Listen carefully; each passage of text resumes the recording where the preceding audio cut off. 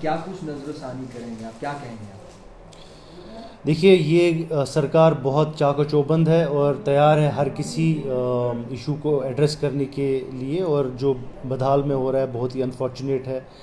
मैं और अपनी पार्टी की तरफ से उन फैमिलीज़ के साथ इज़हार ताज़ियत करता हूँ जिन्होंने अपने लखते जिगर, जिन्होंने अपने नज़दीकी लोग खोए हैं इसमें।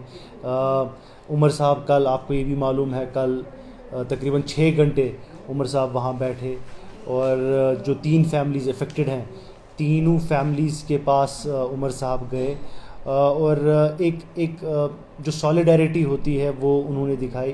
खैर, उनकी जो लॉस है वो कोई भर नहीं सकता है, लेकिन अब इस सरकार की कोशिश ये है कि आगे ये अमवाते मौतें ना हो, आगे ये सिलसिला जो है मौतों का ये रुकना चाहिए।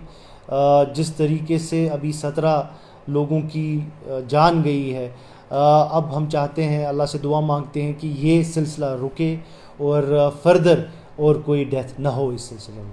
सर, JK-SSB को लेकर कहीं ज़्यादा सवालात उठ रहे हैं और अपोजिशन की जो पार्टियां हैं वो इल्ज़ाम लगा रही हैं कि कहीं ना कहीं धांधली हुई है और एक तरफा जो है नताइज सामने लाए गए हैं। कैसा, क्या टेक रखेंगे आप इसमें?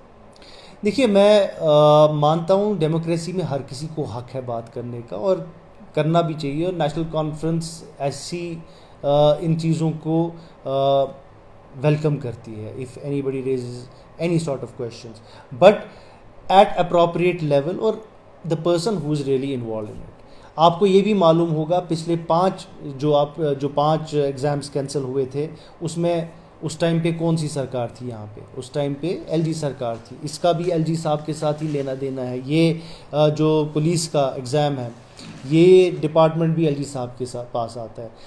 और दूसरी ये बात, rather than coming to the media, मैं ये बोलना चाहता हूँ इन लोगों को जो क्वेश्चंस उठाते हैं, इनको मीडिया पे आने की क्या ज़रूरत है? अगर आपको लगता है कि कहीं धांधली हुई है, तो एक अप्रोप्रिएट सिस्टम है, प्रॉपर सिस्टम है जिसके तहत चीज़ों को एड्रेस किया जाता है। अगर आपको लगता है कि वहाँ पे कोई धांधली हुई, आपने एक रिप्रेजेंटेशन भेजनी थी ना। अगर आपको सही मानों में, if you really cared about the aspirants, लेकिन आपको सियासत करनी है, आपको न्यूज़ में आना है, आपको न्यूज़ साइकिल में आना है, तो आप इस वजह से इन मीडिया में आ जाते हो। अगर आपका जेन्युइन होता, मैं मानता आपकी बात जेन्युइन है, आपने एक एप्लीकेशन लिखी होती SSB चेयरमैन को, हमारे पास ये डेलीगेशन आई और डेलीगेशन ने जी ये बोला यहाँ पर ये जो कैंडिडेट्स कुछ हैं ये शकावर हैं, ये कैसे इनके इतने मार्क्स आए हैं, तो वो मैं मान लेता, वो मैं आपको सल्यूट करता। लेकिन आप पहले मीडिया में आते हैं, आप पहले मीडिया में बयानबाजी करते हैं। आपका मकसद बेसिक, इसके पीछे मकसद क्या है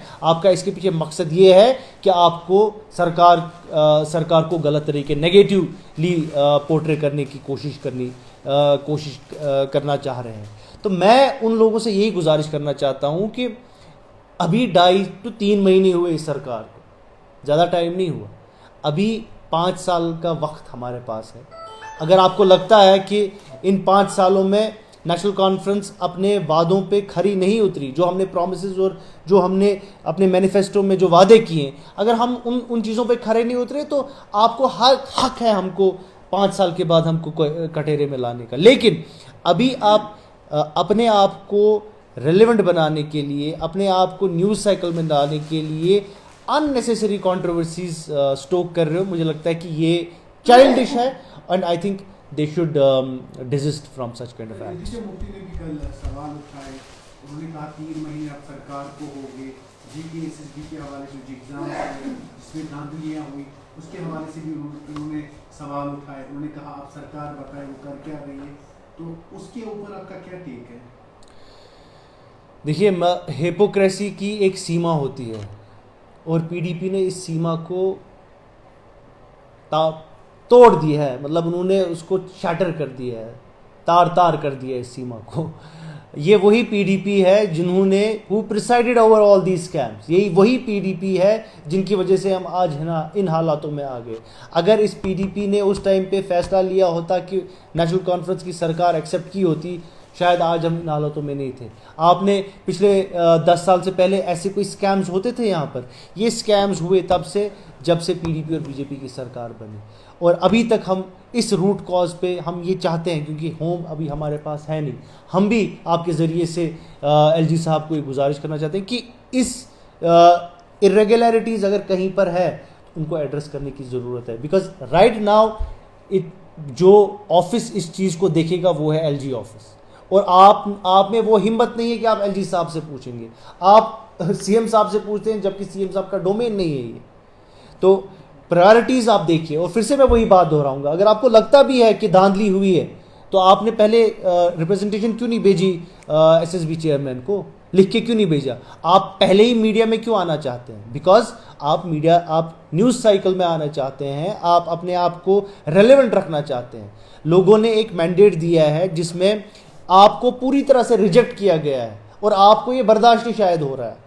3 सीटें मिली आपको, और उसमें भी मुझे लगता है कोई प्रॉब्लम है। कल आपके ही बाय द वे एमएलए हैं त्राल के, आपने कल उनका स्टेटमेंट सुना? वो बोल रहे हैं एमएलए त्राल, उमर साहब की सरकार को काम करने देना चाहिए। तो अगर आपके एमएलए साहब बोल रहे हैं तो आप क्यों कॉन्ट्राडिक्टिंग स्टेटमेंट दे रहे हैं? आप एमएलए साहब का सुनिए ना, वो सही बोल रहे हैं, नायक साहब वो सही बोल रहे हैं, उमर साहब की सरकार को काम करने देना है। लेकिन नहीं, आपको अपनी जो फ्रस्ट्रेशन है और आपको जो अपनी हार का जो दुख है वो आप इन सब चीज़ों से निकालते हैं। मैं मुअद्दबना गुजारिश करता हूं कि आप इस सरकार पे भरोसा रखिए और इस सरकार को काम करने दें, और जो इस टाइम पे उमर साहब कोशिश कर रहे हैं, जो हमसे छीना गया है, बिलखुसूस पहले स्टेप बाय स्टेप जैसे हमने स्टेटहुड की बात की है, अगर आप चाहते हैं जम्मू कश्मीर की मदद करना तो आपको इस टाइम पे उमर साहब की जो आवाज़ है उसको ऑगमेंट करना चाहिए, न कि उसको कमज़ोर करना चाहिए।